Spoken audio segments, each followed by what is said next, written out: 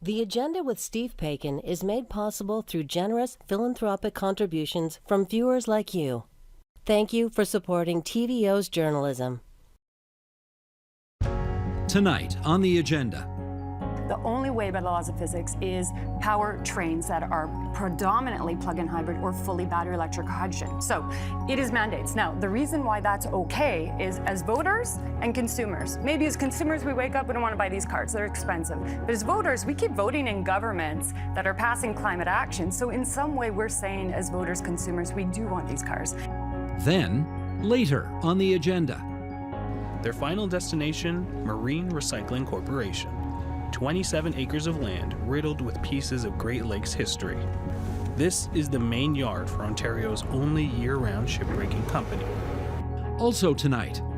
Jellies came to represent both joy and sacrifice for Pratt, captured together in a jar.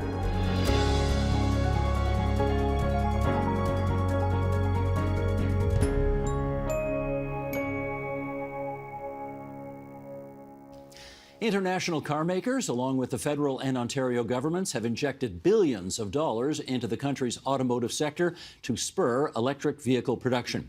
Does it amount finally to Ontario and Canada becoming a global EV superpower?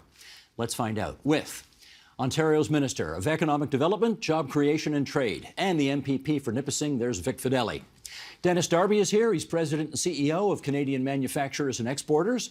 Josipa Petrunic, President, CEO of Canadian Urban Transit Research and Innovation Consortium. Joanna Kyriazis, Director of Public Affairs for Clean Energy Canada. And Greg Mordew, ArcelorMittal Chair in Advanced Manufacturing Policy and Associate Professor in the Faculty of Engineering at McMaster University. We got a lot of people here today. I want to thank the cast of Ben-Hur for coming in and joining us. Let's get this on the record right now. Ontario's potential zero-emissions vehicle supply chain. This is existing sites and emerging ones. Okay, Sheldon, put this graphic up and let's go through what we've got here.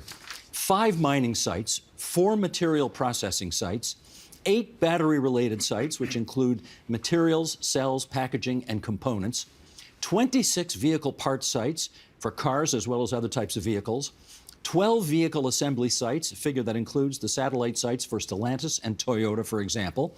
And we actually got more that we can't fit up there. There's 4 advanced manufacturing sites, 2 recycling sites, 2 software sites, 3 charging system sites, 5 fuel cell components and systems. Okay, that's a lot. Minister, you first. Are we the best in the world now? We absolutely are. No, really. Yeah. We are number 1 in the world for EVs. When you think about where we were 3 years ago when Reuters announced that $300 billion would be spent in EV supply chain, and Ontario and Canada were getting 0.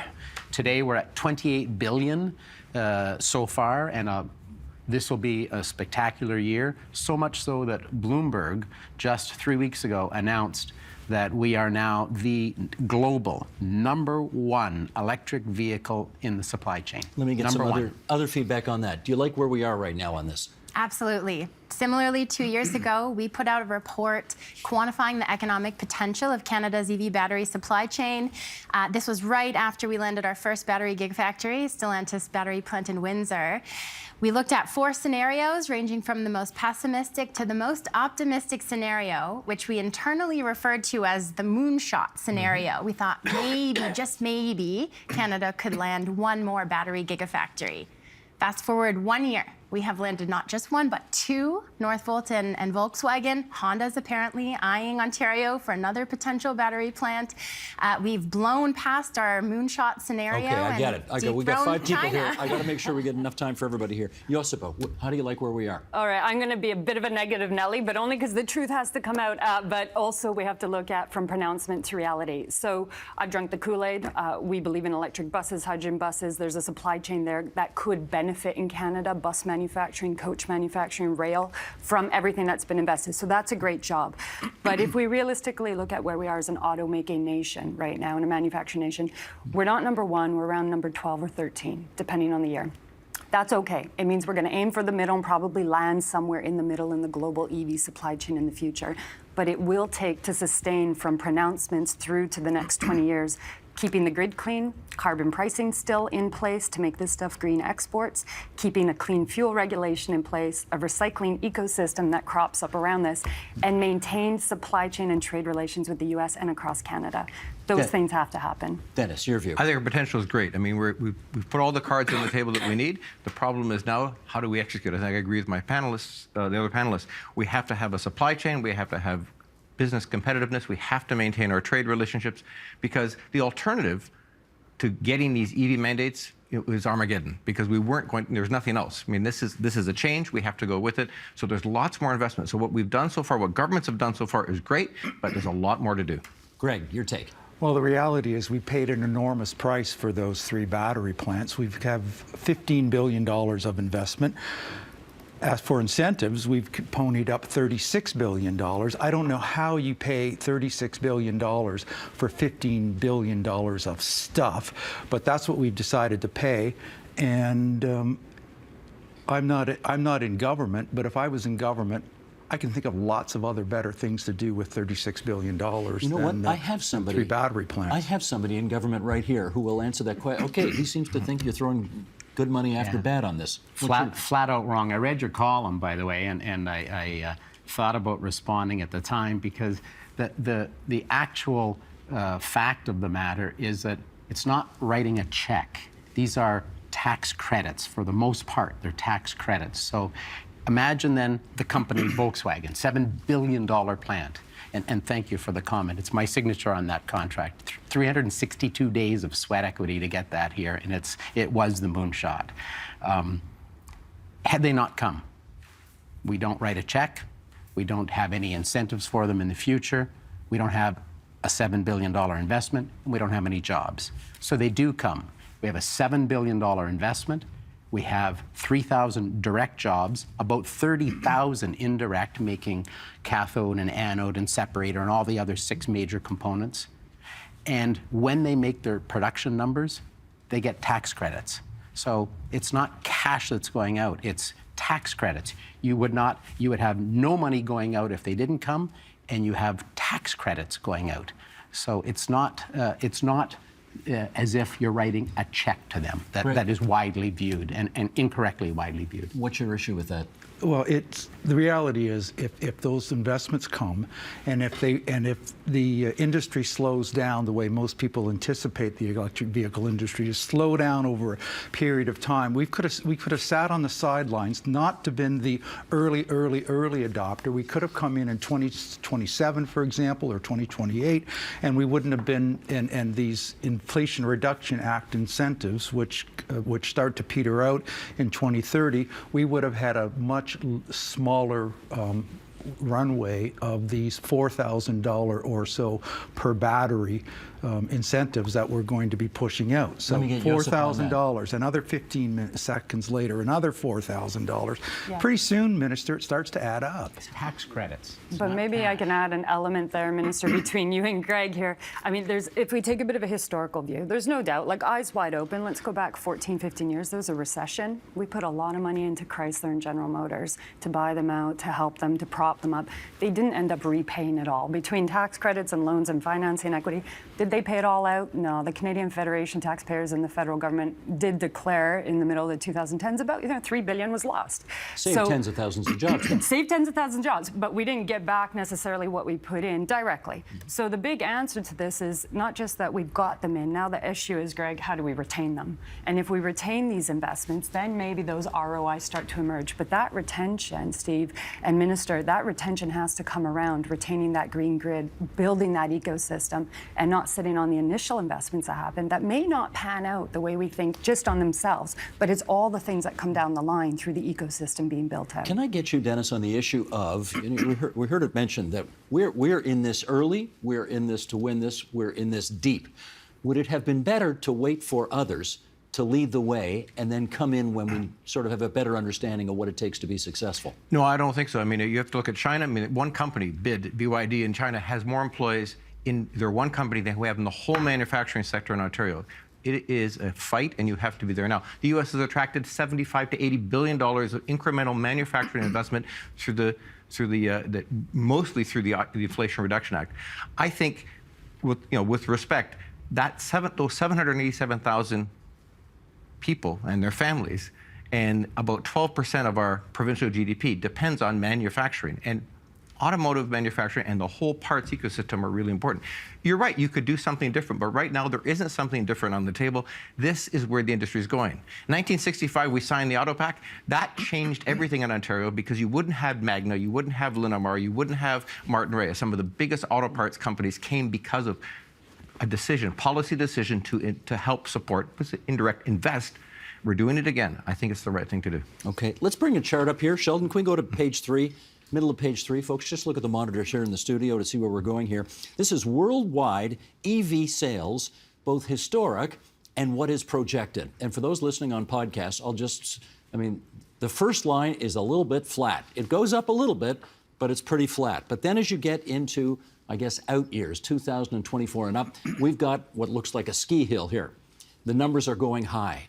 And I guess, Minister, I want to ask you, how confident are you that these projections are actually going to come to pass? Because there has not been an obsession among the car-buying public right now to buy EVs yet. Well, two things I would say. First, the investments are here. The $7 billion from Volkswagen is here, and soon, over the next months, you'll hear the other billions of dollars of investments. That's real money from real companies being planted in the ground. Then you tie that into the worldwide, including Canada, mandates. The companies, families are being mandated into the electric vehicle business. We had 100,000 employees working. We had no plans for any of those companies to make EVs. So either you lose those 100,000, like we lost General Motors. Thankfully, we were able to bring them back and have them expand, actually, in Ontario. So they're making the first EVs. They're rolling off the assembly line a year ago, December.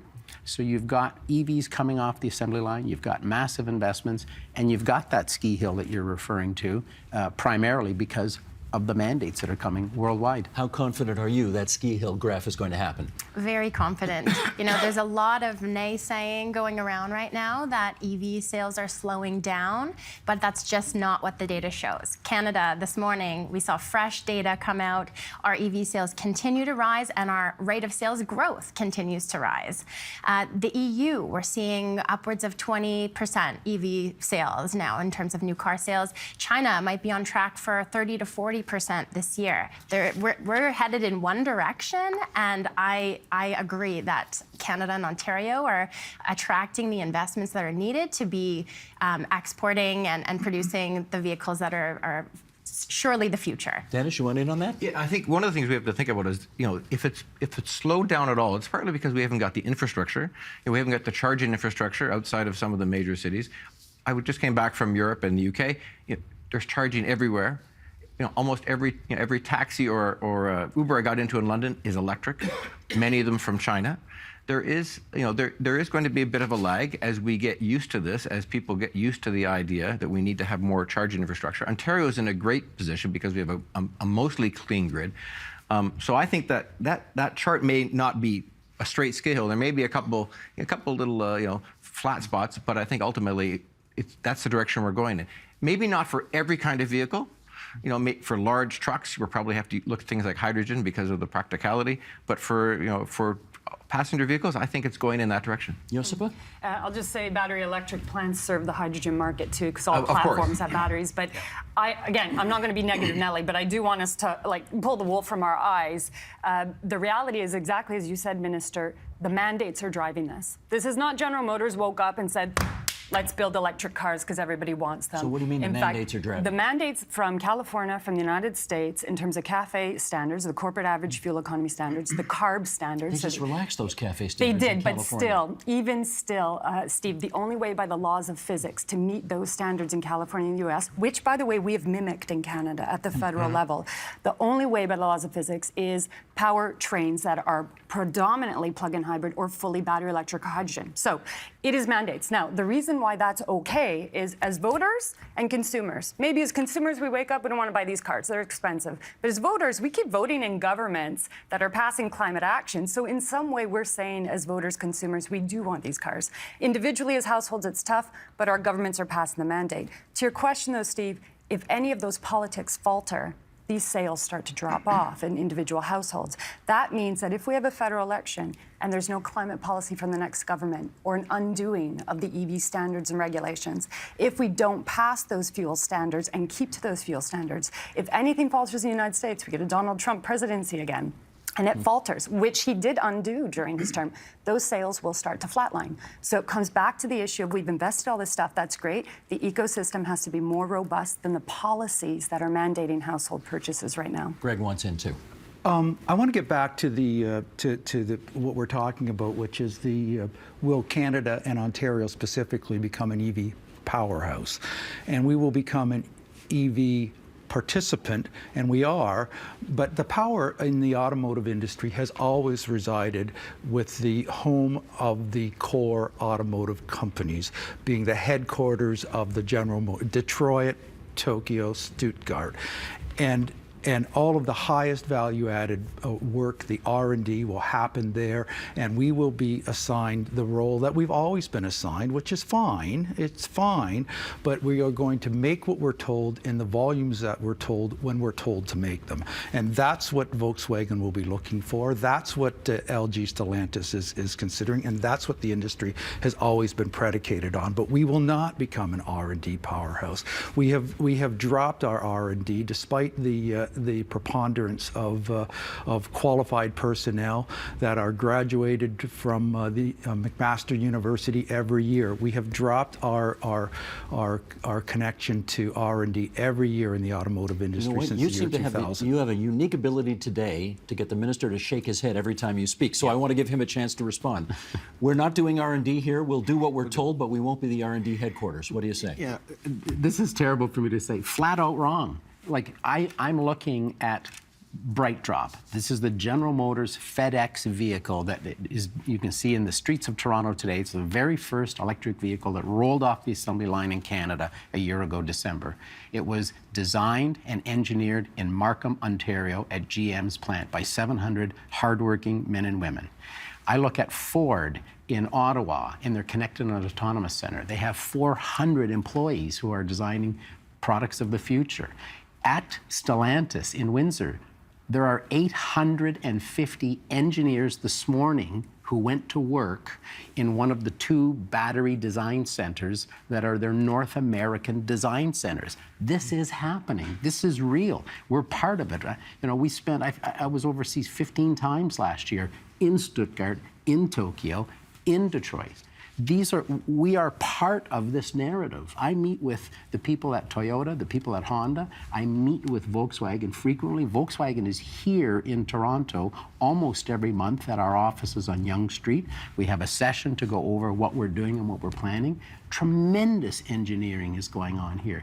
Plus, you know, part of our incentives to them were the fact that we graduate 70,000 STEM grads from Ontario universities every year. Science, technology, engineering. Engineering and math. And we're short. And now. we're short. And we will need more. And R&D, process R&D is going to happen in these plants. If we are successful at helping small and medium-sized manufacturers be able to serve through the supply chain, that will drive more technology. You're right. We underinvest every year in capital and equipment, and especially in technology. We have for the last 20 years. That's a problem Canada has.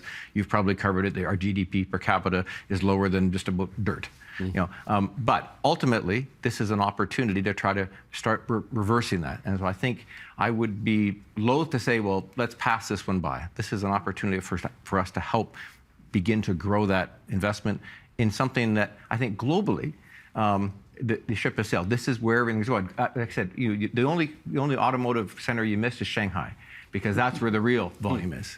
Let me pick up on Minister Fedeli's comment here about whether we're going to have the labor force in place to actually do all of what we want to do.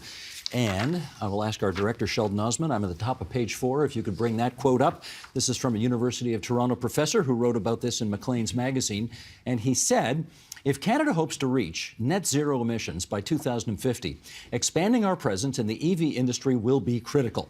But does Canada have enough skilled, specialized workers to become a global EV superpower, designing and manufacturing the automobiles of the future while helping to achieve our climate goals?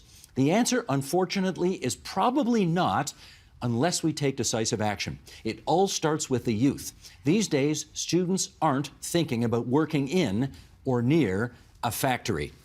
Let's get some feedback on that. First of all, okay, Josipa, take that on. What do you say? Yeah, so definitely accurate. Already in the industry right now, I'll just talk about bus and coach, very niche industry. TTC has a couple hundred buses that are electric. There's a few hundred around the province right now. We're talking about small volume compared to cars. There are no workers. There's already no people to work on those vehicles, maintain, operate, etc. So we already know the colleges need to ramp up their programs. A few years ago, we were ahead of the curve. Now we're behind the curve. It can be done. But this is part of the issue that I've raised before, and I think the minister would agree. To invest in this ecosystem is the start.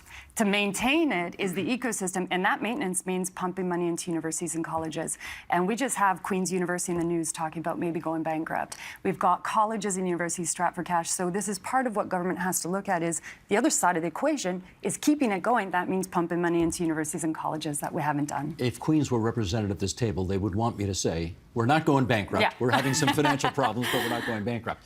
On this issue of whether or not we've got the workers of the future to deal with all this, what say you? Well, a couple of things. We're getting there. The colleges, for instance, my college, Canada College in North Bay, have now stopped auto mechanics programs. They now have EV technician programs. Go to Milton. There's a collision center, an EV collision center, training 700 people, because the metals in an electric vehicle are completely different than the metals in a traditional internal combustion engine vehicle. So we're training people there. In our Ministry of Labor, in the skills development file, this is the real issue that you're looking at. We have hundreds of 230 million in one program, 75 million in another, to bring these kids into the skills training that is going to be needed to assemble vehicles, to make batteries. We've got a long way to go yet, but we've got a couple of year runway till the battery plants start. If Fanshawe College doing a remarkable job with VW. We're building a facility outside of VW with Fanshawe to train kids, to our students, to make those batteries. So we're getting there, and we'll have to scramble to keep up. Yeah, and you want to come back, Adam, I do. I I think now on this piece, that is right. Of course, you know, hindsight is 20/20. We all wish we had done it 5 years ago. It takes 4 years to build a program. Would have been great to have those engineers. It is what it is. We will create that. But the second piece of this, and this is back to the ecosystem, is this is an opportunity, if not a requirement, of the province and the federal government to work on immigration policy. We have an open opportunity here. We do not have enough bodies in this country to train, to feed this industry. We need bodies coming in from outside this country. We have an immigration, quote unquote, crisis right now in the country as to what we're doing, how many people, how many bodies, what skills. This is an excellent opportunity to say, we plunk these billions of dollars into these investments. We're not sure they're going to exist unless we feed this supply chain. We're going to start altering immigration policy to match the needs specifically of this high cost industry. Well, those two things are part of that ecosystem. I think we're seeing the starts, but we've got a lot of steps. Okay, then I got two things I got to raise here. Number one, we got a federal government that just cut the number of student visas by half coming into the country. So that sounds like it's going in the opposite direction of what you think we need. Number two, we got the province's own, you'll forgive me for raising this, we got the province's own blue ribbon panel advising the Minister of Colleges and Universities on how much money needs to go into the system. They've recommended $2.5 billion. Minister made an announcement for $1.3 billion, about half of what its own blue ribbon panel thinks needs to happen to get the job done. Where does all that leave us? Go ahead, fire away. I mean, I think the transition to zero-emission vehicles just provides a great opportunity to attract new youth that are, you know, climate focused. They understand that climate change is... So why aren't the governments of the day making the decisions that need to be made? There you go. Maybe that's a question for you. Well, quite frankly, this one is aimed squarely at the feds, who have arbitrarily, without any discussion with any minister. They dispute that.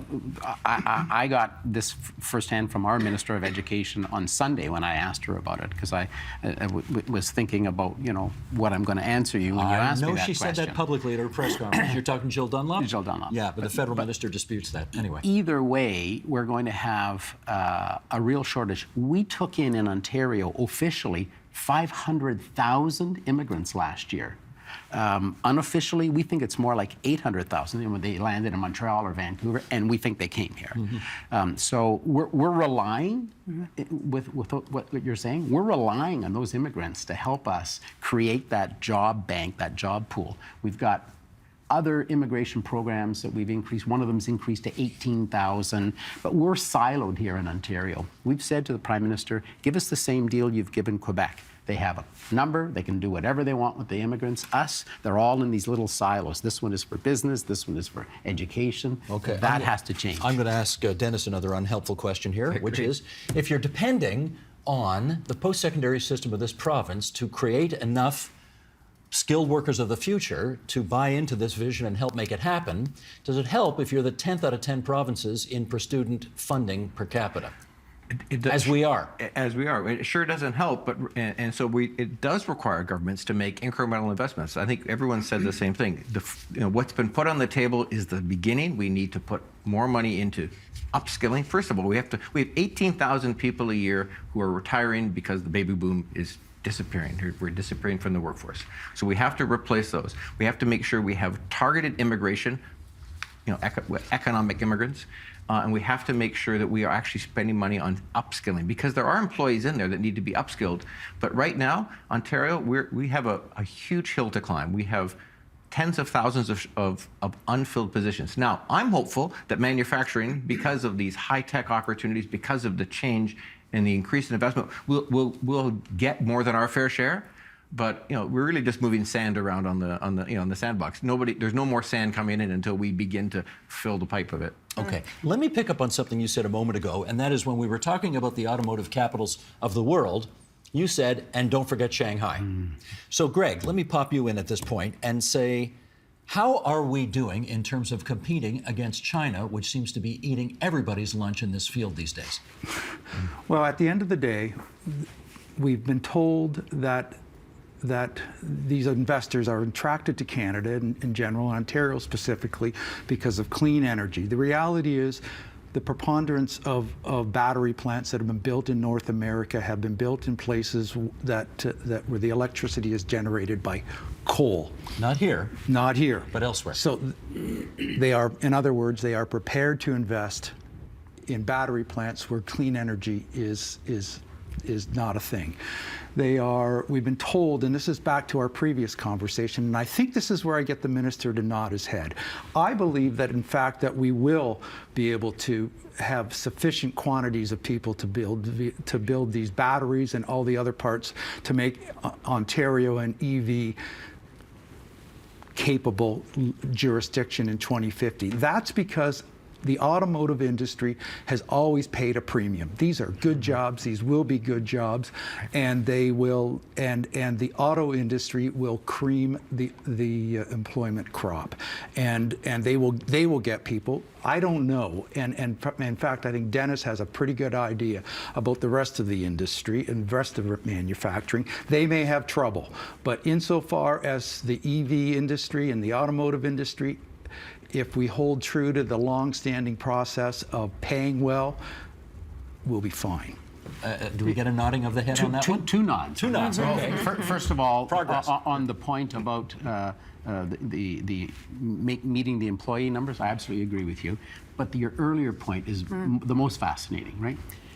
This is part of our value proposition around the world. I say, you can go to the States, go to Kentucky and have your battery built, 6% clean energy. They use coal. Go to Alabama and have your vehicle assembled, 18% clean energy. Build your car with steel made from coal. Or you can come to Ontario. You have 94%, arguably, clean energy assembling the vehicle. We'll sell clean energy credits to Stellantis and to Volkswagen. They'll have 100% clean energy battery. And thanks to ArcelorMittal, Dofasco, you are having the switch from coal to electric arc furnace. You will have green steel. Now think about driving with pride a vehicle built in Ontario with clean energy, green steel, versus any car built anywhere in the U.S. Josipa. This is a real proposition, and this one I do want us to get into a little bit here. The reality is anything built in Ontario and Canada is going to be expensive, right? We're not paying Mexican wages here. That's the truth of it. But what is the real proposition, exactly as the Minister flagged and so did Greg? It is the green electricity. And this is not because these plants, again, have woken up as manufacturing CEOs and said, let's go green. Because if they had, they wouldn't have spent the last 15 years trying to sue the government of the United States to undo climate action, right? So what has happened is there's enough governments that have moved ahead saying, you're going to be hit with carbon pricing at the border. That's going to drive up the price of your products, no matter where you built it in coal producing, whatever jurisdiction of the world. It's going to become extremely expensive. You won't be able to sell your stuff. So now the proposition is really there, that we have a green grid. Back to my original point, though, the real ability to keep this investments through the long term in the ecosystem is to make sure our grid stays green, which means no to natural gas plants. It does mean upgrading Darlington and nuclear. It does mean continuing the investments in green energy. Those things have to happen, yet we're facing a political environment, provincially and federally, where the shift back to lesser green forms of energy is a real dialogue. They insist it's temporary. Okay, but also federally, we're coming into a federal election where at least one of the major political parties is talking about undoing carbon pricing and all of the fuel economy standards and clean fuel standards that are driving this very proposition. These are real political issues that have a market impact for us to be able to extend this investment. Let me pick up on that market impact issue with Joanna. I wonder if you think that consumers care about whether or not they buy a car that is made from a jurisdiction with a clean grid, or they're just interested in how long will that battery last and what kind of mileage can I get from it? You tell me. Well, certainly there have been a lot of questions about how clean are electric vehicles. And so consumers who are making the shift, whether for environmental or cost-saving purposes, do want to know that that car is as clean as it can be. But I just want to go back. It's not just policies that are moving us to the greener vehicles and the greener electricity sources. It is manufacturers who are setting some of these targets themselves. As automakers are shifting to electric vehicles, they're also wanting to clean up their supply chains. And so, yes, clean electricity is a huge value proposition. Every single one of the major investments that we've seen coming into Canada's battery supply chain, Umicore, General Motors, Volkswagen, Stellantis, they all list clean electricity as a major selling point. What about consumers, though? Do they care as much? I think they do. But you know what? Consumers, at the end of the day, care most about cost savings, and EVs provide those as well, right? We've done we've run the numbers, and Canadian drivers can save thousands of dollars per year by going electric. Now, I do want to say one of the ways that Ontario can continue to supercharge our shift to EVs and support our manufacturing sector is by bringing back some of those consumer supports I was to just help going to raise Canadians that. I was just going to raise those that. vehicles. Okay, when you guys came in, sorry to bring up bad memories here, but when you guys came in, one of the first things you did was cancel all those incentives to buy electric vehicles that the previous government had put in place. Fortunately for people who want to buy those cars, the federal Liberals stepped in and they put some of those incentives in there. Are you considering bringing them back? We have just made a conscious decision. First of all those incentives would be to buy cars with dirty coal doors and steel, dirty assembly, and a very dirty battery. And that's, we're just not interested in spending taxpayers' dollars on that. What we are interested in was saving the 100,000 jobs and growing that business, stopping the STEM out the door, stemming that out the door flow of jobs, stopping that, which we've done, and turning it around. We've added at least 20,000 jobs. So it's gone from 100,000 to 120,000. That's where we believe the taxpayer dollars should be, is building the businesses to create those tens of thousands of jobs. Let me get Dennis on that. Do you think they should bring the incentives back? In other markets, it's worked. It's helped spur demand, while the industry, and it figures out how to make batteries cheaper, how to increase range. So it has worked in other jurisdictions. That you can't deny that.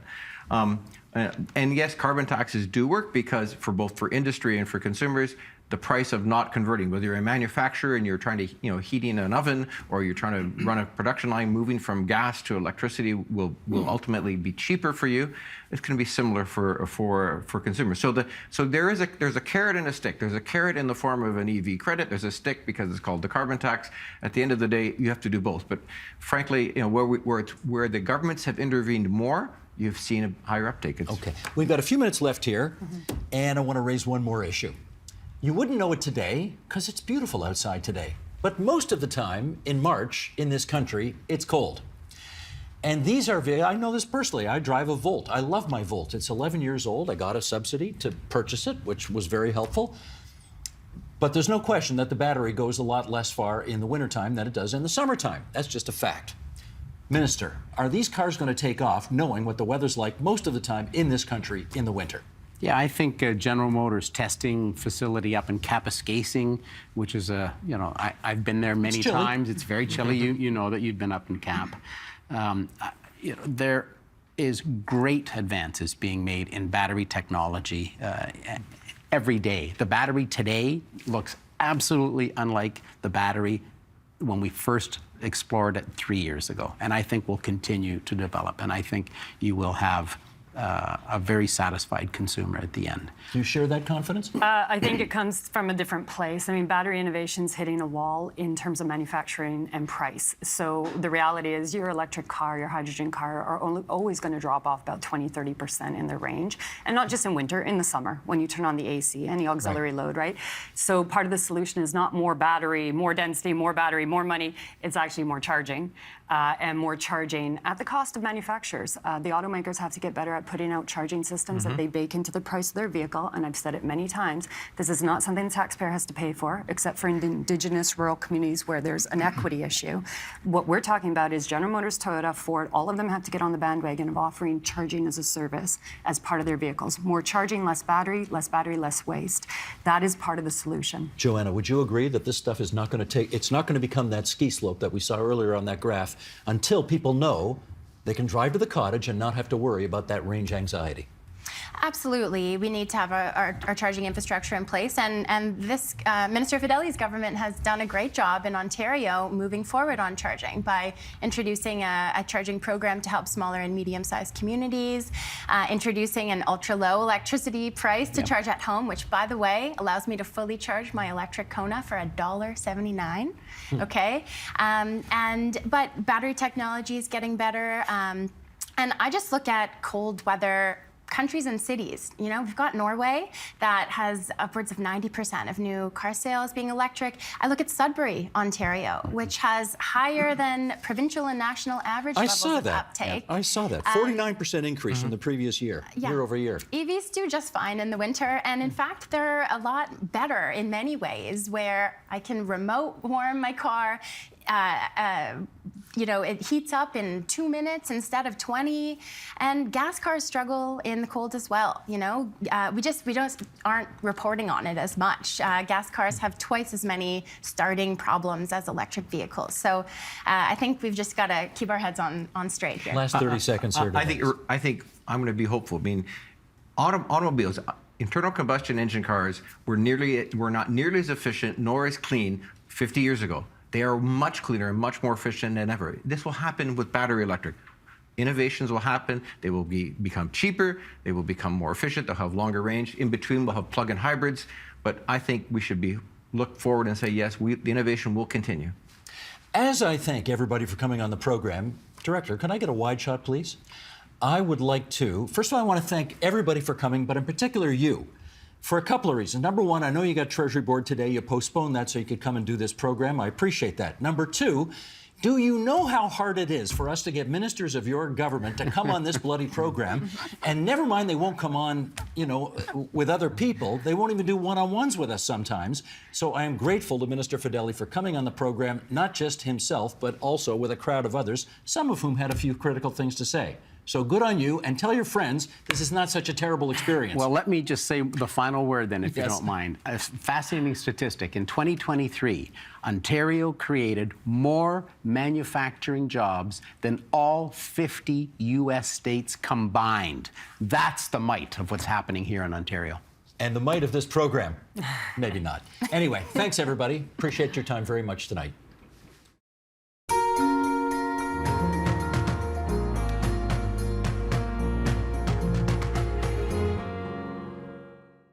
Lakers and ferries are some of the largest vessels that ply the waterways of this province. But when they're retired from service, some of them end up in Port Colborne at Ontario's only year-round shipbreaking facility.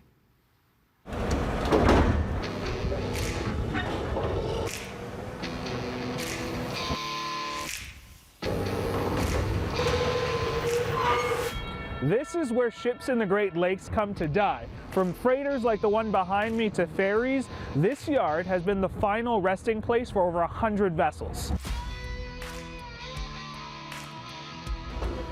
The Ojibwe, measuring more than 600 feet long and 67 feet wide, spent nearly 70 years navigating the lakes. Soon to be on the chopping block, the St. Crapo, a nearly century-old self-loading cement carrier arriving from the shores of Green Bay, Wisconsin, and the Manistee, a self-unloading bulk carrier with nearly 8 decades of nautical mileage, arriving by tow in 2022 from Ohio. Their final destination, Marine Recycling Corporation. 27 acres of land riddled with pieces of Great Lakes history. This is the main yard for Ontario's only year-round shipbreaking company. Situated in Port Colborne, Ontario, Marine Recycling Corporation sits near the mouth of the Welland Canal, a busy stretch of waterway that connects ships to Lake Erie and Lake Ontario. There's the Ojibwe wheelhouse we're driving by, and in the spring it'll go on a barge. It's going to be a cottage, I guess, for someone. Wayne Elliott is a shipbreaker, and he's been doing it for more than half a century. We recycle old ships of all types, warships, freighters, tugs, barges, submarines. We've recycled actually pretty much everything except an aircraft carrier.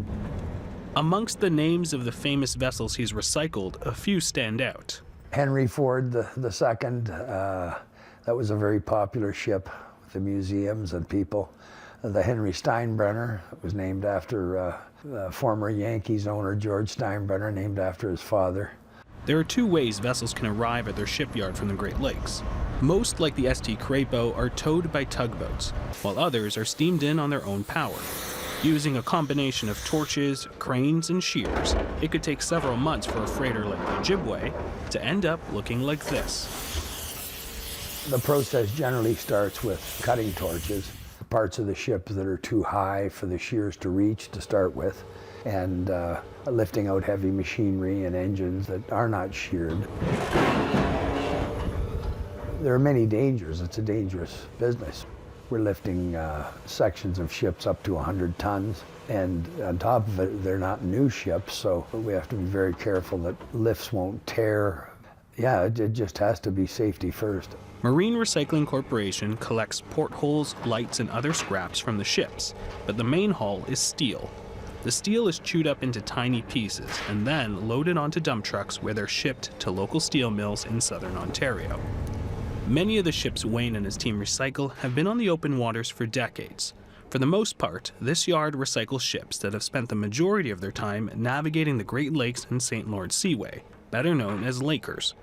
Lakers can remain in service much longer than their ocean counterparts, also known as salties. The corrosive seawater can do serious damage to a steel ship, which in turn creates a shorter lifespan. But with decades of service comes decades worth of buildup.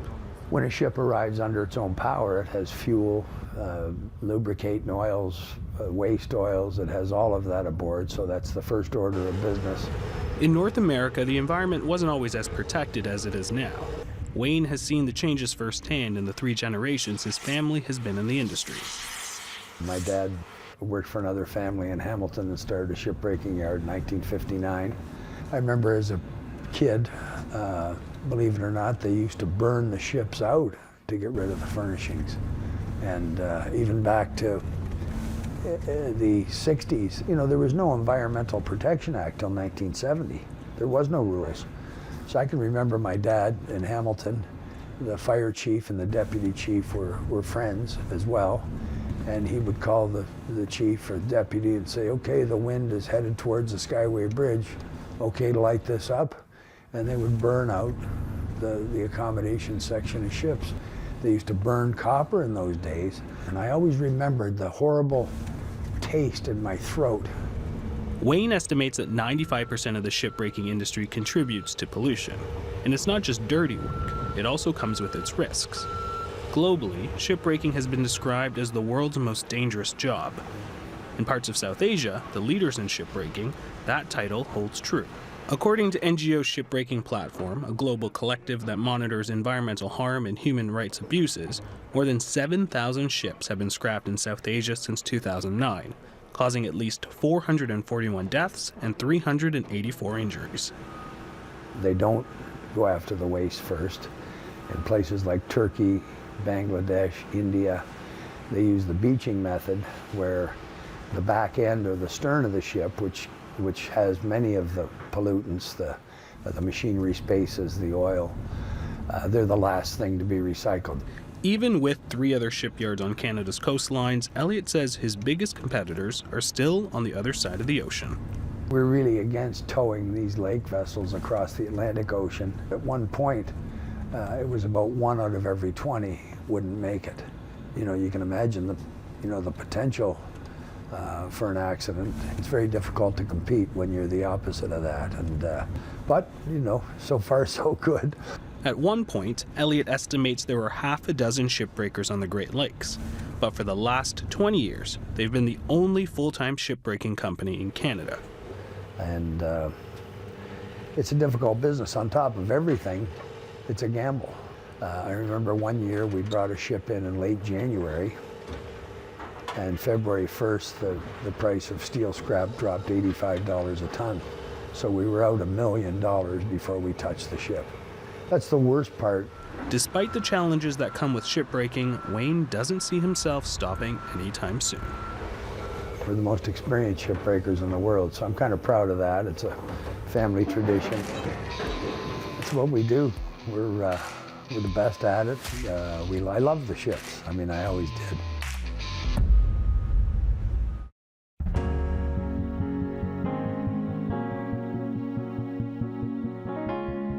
Canadian artist Mary Pratt turned the ordinary into the extraordinary.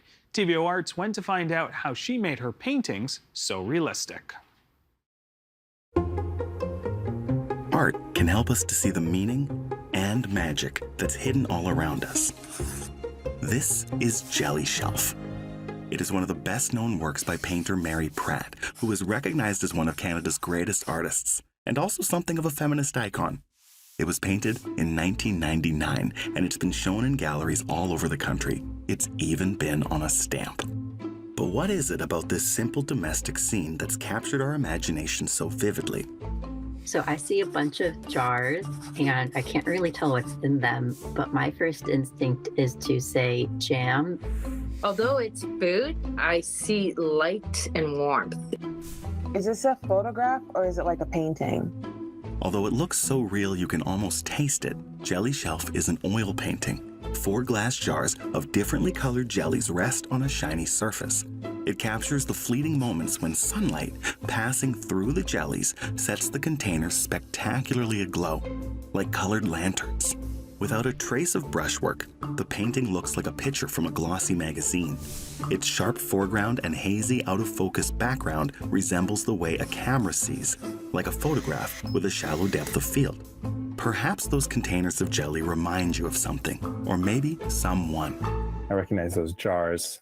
They seem like they are part of my family history. There's something I know from my mother's shelves. There's something I know from my grandmother's shelves. So the first thing I think of looking at this is home. And I mean home not in the sense of house, but in the sense of comfort, in the sense of belonging. Pratt was born Mary Frances West in Fredericton, New Brunswick in 1935. Her mother hand-colored photographs, a hobby she also taught to her children. From a young age, Mary learned to pay careful attention to the whole spectrum of colors you can see, learning that hidden in even the most familiar things are shades you'd never have expected. A closer look can reveal all sorts of little surprises. At the age of 18, she began studying fine arts at Mount Allison University. Her teachers included celebrated painter Alex Colville and Warren Phillips Harris, son of one of the Group of 7 founders. It was there that Mary met Christopher Pratt, a student who was also interested in painting, and who would become her husband just a few years later. After the couple married and began having children, They both returned to Mount Allison to continue their studies. That's when Harris, Mary's teacher, told her, "You have to understand, in a family of painters, there can only be one painter, and in your family, it's Christopher." She took his words as a challenge. But with 4 kids and a home to look after, Mary found that raising children and housework left little time for her own painting. While Christopher, with his mysterious brand of smoothly rendered realism, saw his career skyrocket, hers stagnated. Then, in the late 1960s, Mary experienced 2 sparks of inspiration that would ignite her unique artistic voice. One fall morning, she was struck by the gorgeous light falling upon their unmade bed. The scene was so charged that she said it felt like a punch in the gut. In that moment, she decided that's what she would paint, scenes from her everyday life that demanded a closer look. Not long after, a second spark would determine her process. At the sight of the family's cluttered dinner table, Mary got that same gut feeling and sprang up to grab her sketching tools. Christopher pointed out the light was fading quickly. She'd never sketch it in time. So he quietly fetched his camera and photographed the supper table, giving her the pictures as slides once they were developed. For Mary, the photographic slides were a game changer, full of tiny details the eye might miss. Photography enabled her to save the fleeting moments, so she could vividly recreate them in paint long after they had passed. For the entirety of her 5-decade-long career, she worked in this way to capture those charged scenes from her daily life, gaining national renown for her highly realistic still lifes that invited the viewer into her home. Of course, many artists use photographs as reference, but it's what Pratt did with the photos that made her work so special. I go and get my camera, and I photograph what is saying to me, paint me, I'm important, I don't ever want to be forgotten. Slides allowed her to project the photograph onto her canvas and trace the image directly, painting in the basic elements of the picture. She then used small sable brushes, typically for watercolor painting, and worked in tiny cross-hatch strokes, applying color from the top corner of the canvas to the bottom. She would build up the painting like this, layer after layer, until it achieved a lifelike appearance. The accumulation of such fine layers made her brushstrokes virtually invisible. As she painted, she referenced a slide viewer, a device that both enlarged and illuminated the original photograph, which perhaps explains why her paintings often appear to glow. She definitely has like a great eye for like detail and making sure to capture every single thing that she sees. I feel like with a painting, you can adjust the light much easier. You can change the colors much more. You can add colors to it. You know, it's got to be a labor of love to be able to spend that much time painting a fish on a piece of plastic wrap. Pratt is often associated with a genre of art known as photorealism. Emerging in the 1960s, photorealism is a style that represents its subject in an accurate and detailed way, like a photograph. There's a long tradition of Canadian realist painters, from Pratt's day right to the present. But beyond a likeness to her source photograph, what Pratt strove to capture was the original feeling that the scene inspired, that magic spark that made her grab her camera in the first place. Pratt's work can also be understood as an example of social realism, art that comments on contemporary social, political, or economic conditions in a realistic manner. Her paintings made visible the often unrecognized work of a woman caring for her children, her husband, and their home. Because of this close lens she applied to her daily life, Pratt became a hero to women across the country. She was a woman succeeding in a field dominated by men, while also raising a family. Meanwhile, her subject matter, the cooking, the cleaning, illustrated the uneven workload women bore at home. Though this housework gap has narrowed since the 1960s, it's a problem that persists. One nationwide survey found that on average, Canadian women still do over 50% more unpaid work around the house than men, which may explain why Pratt's depictions of these small everyday moments carry such tremendous power even today, and why, beneath the beauty on their surface, you may feel a slight barb. Like, this is what it meant to have and maintain a household. It meant making the bed. It meant preparing dinner and tidying up after dinner. It meant canning in the fall and preserving, right? Maybe there's more to this. Maybe maybe she might be talking about something being caged in those jars.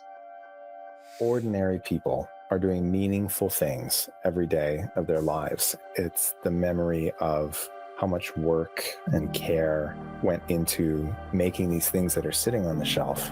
Pratt considered a dish full of jelly one of the most beautiful things she could look at. The fascination began in childhood when her mother would keep jars of jelly on the kitchen windowsill. They reminded her of the stained glass at church, an almost divine sort of beauty. But as Pratt began making jelly herself, she understood that they weren't only beautiful, but that they required a lot of work too. Jellies came to represent both joy and sacrifice for Pratt, captured together in a jar. Pratt once said her only strength was finding something where most people would find nothing. She made an extraordinary art practice from looking and thinking closely about the ordinary things that passed through her hands every day. The fish she prepared, the bread she baked, the home she had made. Within those seemingly mundane tasks, she showed us the whole range of human emotions and experiences, joy and suffering, beauty and repulsion, life and death. Well, I think with my work, even things that are ordinary are not ordinary, because I don't really believe that anything's ordinary. I think everything is complex and worthy of conjecture and worthy of a look, worthy of a close look. But I believe that just stuff informed you, and that you could imagine the secrets of the universe by looking at a pile of grapes.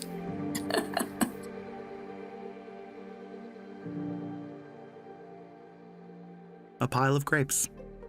Or maybe a jar full of jelly.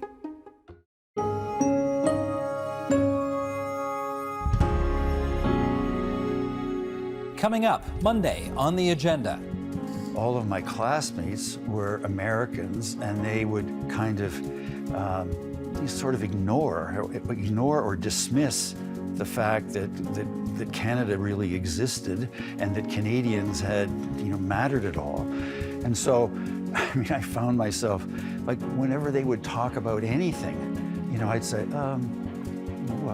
Perry Mason, Raymond Burr, he's from Vancouver, and what about Bonanza? Lauren Green, he's a Canadian. And I would interrupt everybody when they would be talking about anything to bring up something about Canada. That's Monday on the agenda.